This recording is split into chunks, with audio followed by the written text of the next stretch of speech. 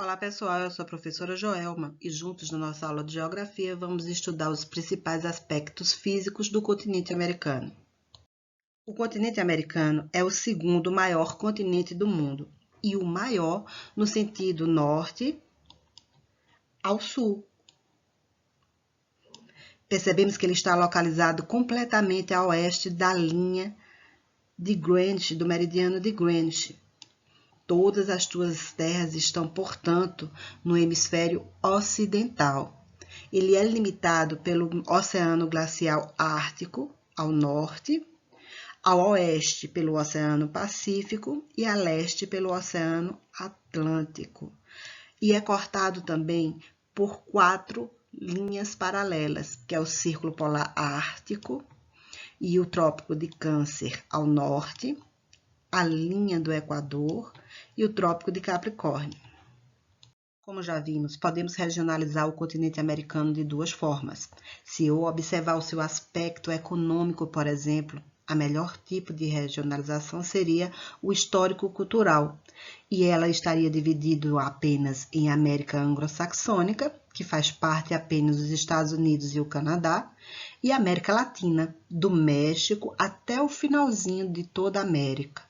Ou eu posso dividir, quando eu estou estudando os aspectos físicos, principalmente o formato e a distribuição das suas áreas continentais. E neste caso, eu vou ter uma grande porção ao norte, um estreito istmo na parte central e uma outra grande porção de terra ao sul, recebendo os nomes de América do Norte, América Central e América do Sul.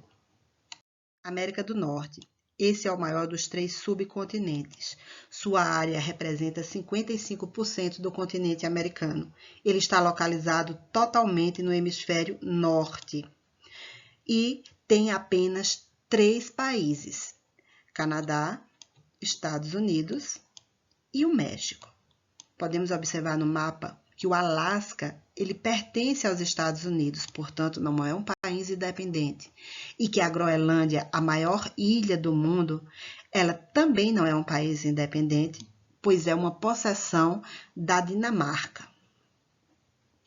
A América Central é o menor dos 3 subcontinentes, porém, contraditoriamente, é aquele que tem o maior número de países, 20 países ao todo, sendo distribuído 7 países na parte do istmo. Istmo, como vocês devem lembrar, é uma estreita faixa de terra com mar de ambos os lados. Nessa parte istmica ou continental, ele tem 7 países: Belize, Costa Rica, El Salvador, Guatemala, Honduras, Nicarágua e o Panamá. E na parte insular, ou seja, no conjunto de ilhas, na parte das ilhas, ele vai ter 13 países, sendo, portanto, o subcontinente com o maior número de países independentes. Esse conjunto de ilhas é conhecido como as Ilhas do Caribe. A América do Sul é o segundo maior subcontinente americano.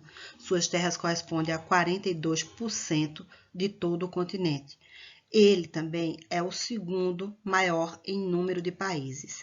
Está localizado nos 2 hemisférios, porque, como podemos observar, suas terras é cortada aqui pelo paralelo do Equador, tendo terras, portanto, no hemisfério norte e sua maior porção no hemisfério sul. Ele é formado por 12 países independentes, deste sendo o Brasil o maior país. Ele é tão grande que faz fronteira com 10 dos países, exceto por Equador e pelo Chile. Temos também uma possessão europeia. Ela é a Guiana Francesa, que, como o próprio nome diz, é administrado pela França. Antes de falarmos sobre o relevo, eu quero que você observe o mapa. Esse é um mapa hipossométrico, ou seja, ele vai retratar a altimetria, as altitudes, as elevações. E ele usa as cores para indicar os lugares mais altos. Quanto mais escura for a cor, mais alto é aquele local. Então, só de observar as cores, eu posso observar que toda a parte oeste do nosso território ele é mais alto que as partes centrais, que estão em cores mais claras. Entendemos? Então, vamos passar para o relevo. A América, ela tem 4 grandes formas de relevo que se distinguem uma da outra pela altitude, pela sua altura em relação ao nível do mar. As altas cordilheiras no oeste, as planícies e depressões que estão no centro e os planaltos no leste. O relevo e a hidrografia, eles foram muito importantes no processo de ocupação, de povoamento do nosso território. O continente americano, como os demais continentes, originou-se a partir da divisão das terras da Pangeia, há cerca de 65 milhões de anos atrás. Estudos indicam que a América do Sul esteve unida à África por causa do encaixe perfeito de seus litorais e por fósseis datados do mesmo período e encontrado em ambos os continentes. O relevo das Américas é de formação geológica antiga, apresentando um número maior de bacias sedimentares e um caráter mais acidentado ao longo da maior parte de suas áreas. Existem escudos cristalinos na porção leste e central da América do Sul, na região da Guiana Francesa, no norte da América do Norte e na Groenlândia. Há também as cadeias orogênicas recentes, que correspondem à Cordilheira dos Andes e em toda a costa oeste do continente, por conta do encontro de placas tectônicas. A costa oeste do continente americano é banhada pelo Oceano Pacífico e nela predominam as formações de montanhas jovens. Essas cadeias de montanhas se estendem desde o Alasca até o sul do Chile e recebem denominações diferentes em cada porção do continente. Na América do Norte, de montanhas rochosas, na América Central, de Serra Madre e na América do Sul, de Cordilheiras dos Andes. Por serem recentes, essas montanhas possuem grandes altitudes, a ponto de o frio intenso inibir a ocupação humana. A população concentra-se principalmente nas baixas altitudes, mas ficam sujeitas à ação de vulcões ativos e terremotos. Essa região se encontra numa área de choque de placas tectônicas. Como na porção leste, a porção oeste também possui uma estreita faixa de planície litorânea. A costa leste, ou costa do Atlântico, ela é constituída por planaltos e montanhas muito antigas, bastante desgastada pelos agentes erosivos, ventos, chuva, gelo. Os principais planaltos é o Planalto Laurentiano, no Canadá, os Montes Apalaches, nos Estados Unidos, o Planalto das Guianas, Planalto Brasileiro, na América do Sul. A costa leste foi a primeira a ser ocupada e explorada pelos colonizadores europeus. Hoje, ela abriga grandes cidades e importantes áreas industriais, agrícolas e de exploração mineral, principalmente do minério de ferro e de carvão. Planícies e depressões do centro. Na região central do continente, encontramos grandes planícies e depressões, como a Planície Central, na América do Norte, as planícies e depressões da Amazônia, a Planície do Pantanal e a Depressão do Charco, na América do Sul. As planícies situadas no norte assumiram importância econômica. No Canadá, por exemplo, ocorre uma grande concentração urbana e industrial. Já na América do Sul, as principais planícies central, a Amazônica e a Platina, são pouco povoadas e nelas se destacam a pesca, o extrativismo e a pecuária. Observando o perfil topográfico do continente americano, vamos analisar a distribuição de cada tipo de relevo. Na costa oeste, podemos encontrar uma estreita faixa litorânea. Em seguida, vamos encontrar as elevadas montanhas jovens, que são criadas através do encontro de placas tectônicas.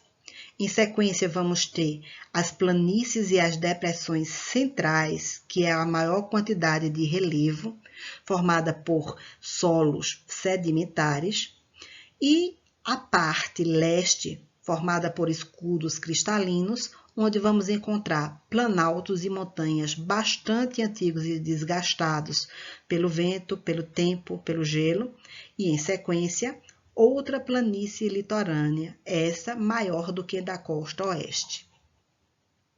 A hidrografia da América. A hidrografia tem uma relação muito importante com o relevo. Podemos perceber que muitos rios americanos, eles nascem nas altas montanhas do oeste e correm em direção ao Atlântico. Os rios da América podem ser agrupados em 4 vertentes. Vertentes é o declive por onde o rio corre em direção ao mar.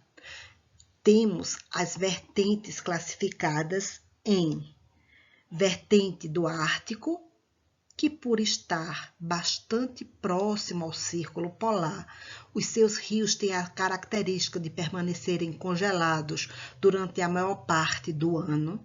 Nós vamos ter a vertente do Pacífico, que, lembrando do relevo, é aquela parte onde temos altas montanhas e uma pequena planície litorânea. Então, esses rios, eles vão ser rios de corredeira, que não servem muito para navegação por conta do alto declive. Eles servem também para abastecimento da cidade e para produção de energia elétrica. São rios curtos por conta da proximidade dessas altas montanhas com o mar. Vamos ter também o Golfo do México, que pega essa voltinha, pegando uma parte dos Estados Unidos e uma parte do México. Veja, esses rios, eles nascem nas altas montanhas do oeste, nas montanhas rochosas, ou então aqui nos montes Apalaches, certo? Ele é muito importante para a economia, porque ele irriga essa parte central dos Estados Unidos, onde tem, além da agroindústria, cidades industriais muito importantes. Outra vertente vai ser a vertente do Atlântico. Nessa vertente vai se destacar as grandes bacias hidrográficas, como é o caso, por exemplo, da bacia do Amazonas, aqui na América do Sul, e do Rio São Lourenço, na América do Norte. Nesse quadro, destacamos as principais características e os principais rios de cada uma das vertentes. Seria interessante você pausar o vídeo para verificar quais são esses rios com mais detalhe. Além dos rios, o continente americano é rico em grande quantidade de lagos, especialmente na América do Norte, uma região chamada de região dos Grandes Lagos. Falando ainda da riqueza hídrica do continente americano, é aqui que nós vamos encontrar os 2 maiores aquíferos do mundo. Aquíferos são reservas subterrâneas de água doce. Na América do Sul, vamos ter o aquífero Guarani e o aquífero Alter do Chão. O aquífero Guarani, ele é o maior aquífero transfronteiriço, porque ele abrange as áreas de 4 países: Brasil, Uruguai, Paraguai e Argentina. Aqui no Brasil, ele se estende pelos estados do Mato Grosso do Sul, Goiás, Minas Gerais, São Paulo, Paraná, Rio Grande do Sul e Santa Catarina. Já o Alter do Chão, ele se localiza nos estados do Pará, Amapá e Amazonas. E a sua quantidade de água é tão grande que ele poderia abastecer a população do planeta inteiro durante 250 anos.